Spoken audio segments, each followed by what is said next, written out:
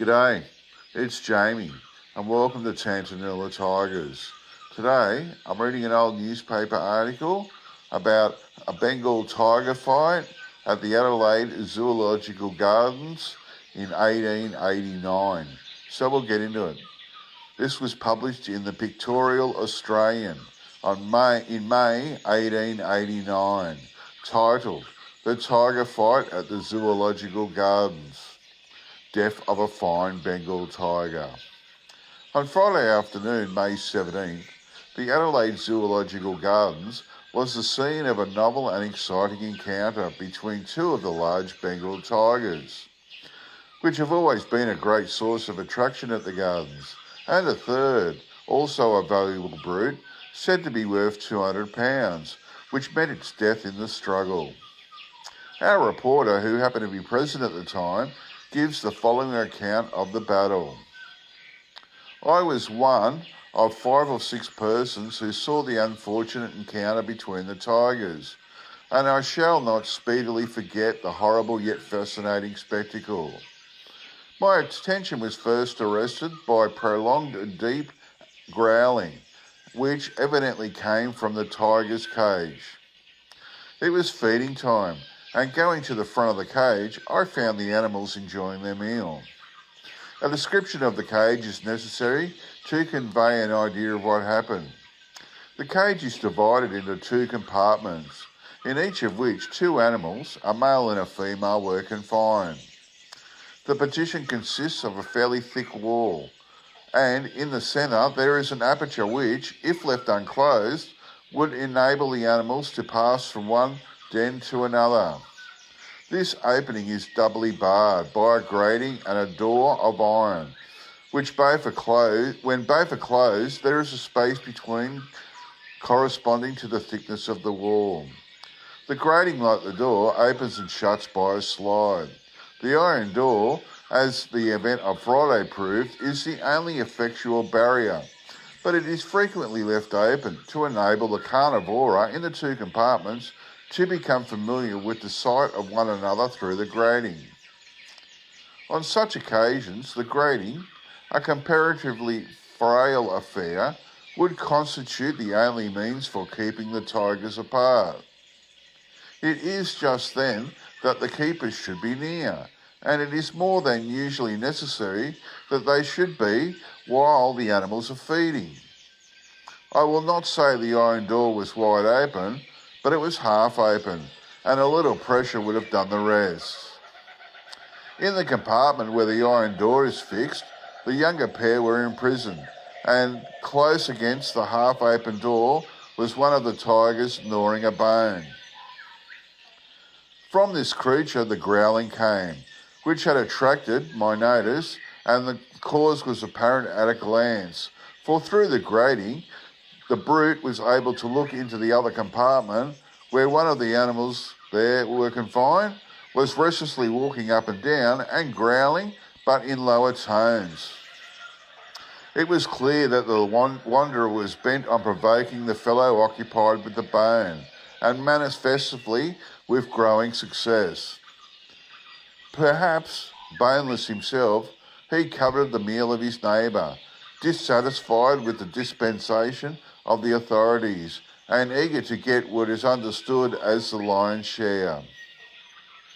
The bone-eating tiger was only irritated by this greediness, and the growls he emitted became louder and more frequent. Being close against the door, he was of course not far from the grating, and his possession of the food in full sight of the restless tiger inflamed to an increasing degree the fury of the latter. The interchange of growling went on for a few minutes, when suddenly the older tiger made a sudden dart at the younger and seized his paws, which happened to project through the grating. The rest was a matter of a few minutes. I cannot say whether the object of the attack was to seize the bone. I only know that the younger tiger was dragged by his captor bodily into his own cage, grating and all, for the animal still had his paws through the bars, which now served as handcuffs, but only for a minute or 2. The force of the struggle caused the grating to drop off, and the released tiger flew with energy at his opponent. But the odds were once more against him. The companion of the attacking tiger, which till then had remained passively crunching a bone, now sprung to the assistance of her lord. The battle of the giants resolved itself into the deadly worrying of one poor creature by two. The younger was a slighter animal, but not defiant in pluck. Evidently, captivity had no softening effect on any one of the broods, and each was as brave and ferocious as any denizen of the forest. The spectacle became sickening, yet shall I say attractive. The encounter was so new and so extraordinary that no spectator could have closed his eyes to it. It enchained attention in spite of itself. The three tigers, the other tiger was a passive onlooker, fought as only tigers can. And I had the benefit of a literal illustration of what is signified in the phrase used more often metaphorically to fight like a tiger. Round and round, up and down, the small arena the animals bounded, their lips' forms visible in full outline for a second only before their limbs became involved in inextricable confusion. The noise emitted by the combatants was so unequally matched that it was unemitted, and the growling must have been heard at a great distance. The tigress attacked the hindquarters of the unfortunate victim of the onslaught, while her mate confined himself to the head and neck.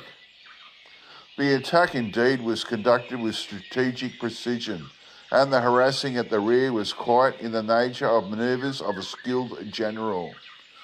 At all events, it told decisively, and the foremost animal in the assault was not long in achieving the mastery, and he signified his triumph and his great strength by dragging the defeated and almost helpless combatant about like an empty sack. At last the coup de grace, not to be averted by the plucky but failing efforts of the young victim, was inflicted, and with one last decisive shake, the poor brute was flung from the jaws of its chief enemy to the ground, with one side of its head torn away, and the jugular vein, from which the blood flowed in a perfect torrent, exposed.